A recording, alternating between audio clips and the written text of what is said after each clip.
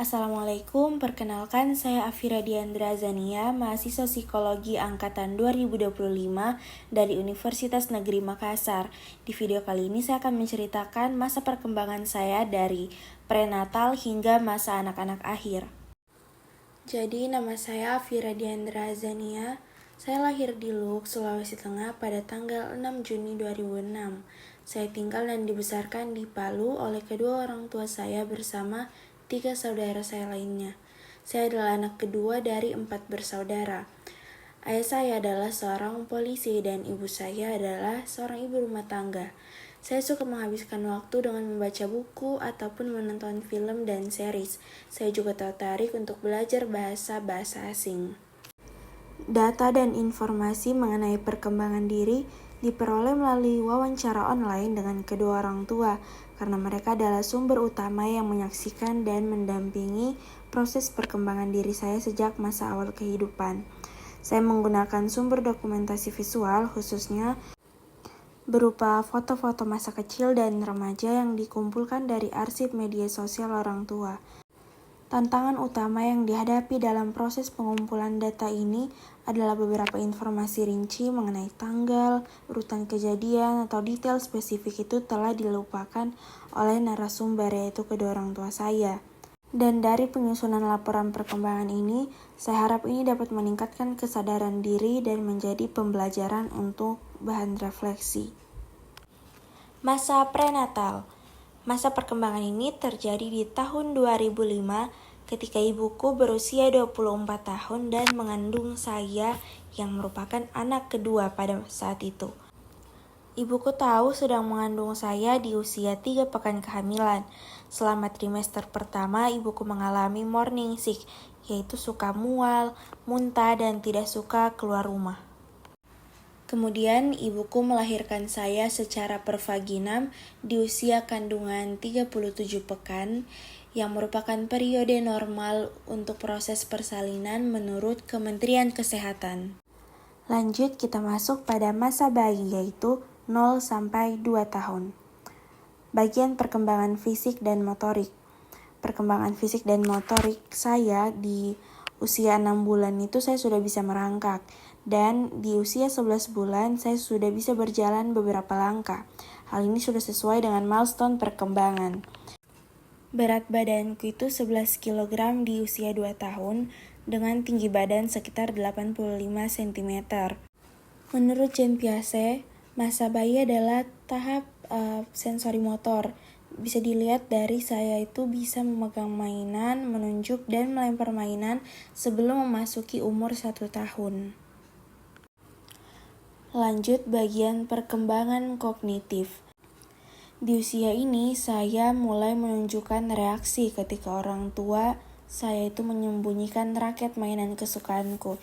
Jadi saya sudah bisa mengenal objek, dan saya mulai bisa meniru tindakan sederhana seperti meniup lilin, menepuk tangan, dan katanya saya juga suka meniru ayah saya memanyunkan bibir. Nah, perkembangan ini sesuai dengan teori Piaget yang menyatakan bahwa di usia ini pembelajaran itu terjadi melalui indera dan gerakan, yaitu sensorik dan motorik. Lanjut di perkembangan bahasa. Saya mulai memproduksi beberapa kata pertama di usia sekitar 11 bulan. Dan untuk kata spesifiknya, kata pertama yang saya ucapkan secara jelas adalah ya atau ayah. Kemudian seiring waktu, perbendaharaan kata saya meningkat dengan cepat, yang ditandai dengan kemampuan mengucapkan sekitar 50 kata berbeda menjelang usia 2 tahun. Kemudian bentuk komunikasi sederhananya, menjelang akhir masa bayi, saya sudah dapat menggabungkan 2 kata menjadi kalimat sederhana. Meskipun belum sempurna, tapi untuk menyatakan keinginan atau kebutuhan saya sudah bisa. Misalnya ketika mau bilang mau ini atau ketika bertanya ibu mana, itu saya sudah bisa. Lanjut ke masa anak-anak awal, yaitu umur 2 sampai 6 tahun. Untuk perkembangan fisik dan motorik, tantangan di perkembangan fisik saya itu ketika di usia 2 tahun lebih, saya mengalami gerakan tutup mulut atau GTM, yang menyebabkan berat badan saya itu relatif lebih ringan dibandingkan teman sebaya hingga mencapai usia 5 tahun. Sedangkan di usia 6 tahun itu kondisi fisik saya jauh lebih membaik, bahkan untuk perkembangan motorik lanjut menjelang usia 6 tahun. Saya menunjukkan perkembangan motorik kasar yang sangat baik, terlihat dari keaktifan saya mengikuti lomba menari, yang dimana lomba menari itu memerlukan koordinasi tubuh, ritme, dan keseimbangan. Perkembangan kognitif.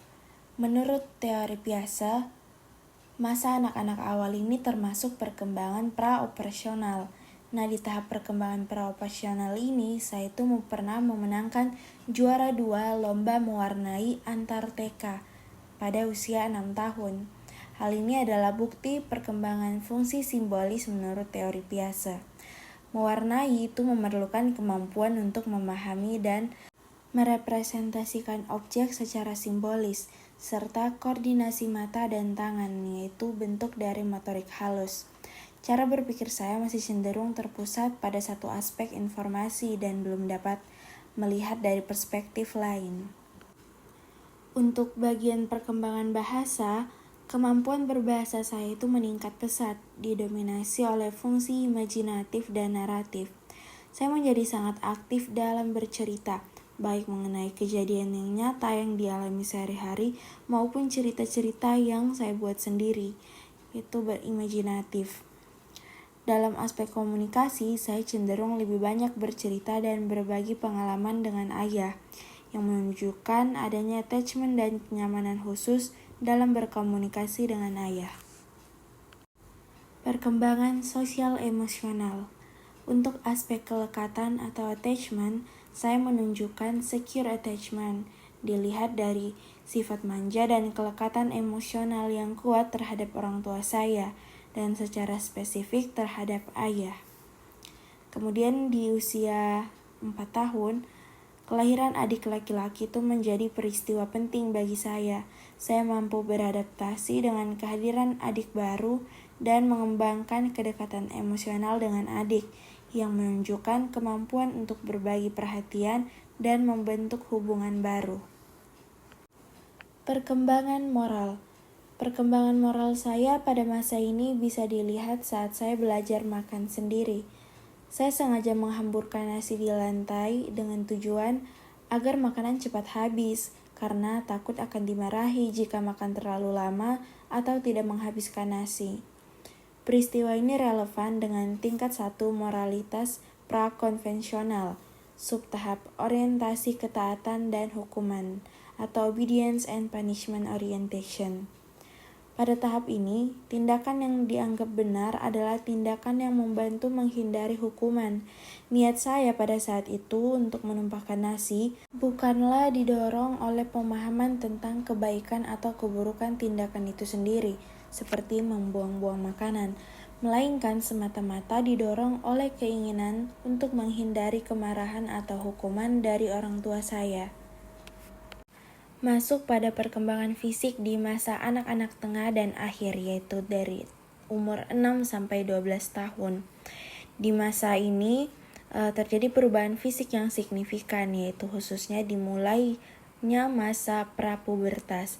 Pertumbuhan fisik yang terjadi diantaranya yaitu peningkatan kekuatan fisik, koordinasi, dan daya tahan tubuh. Di masa ini juga saya mengalami tanda-tanda awal pubertas, yaitu menstruasi, yang terjadi di kelas 5 SD pada usia 12 tahun. Peristiwa ini menandai masa transisi saya.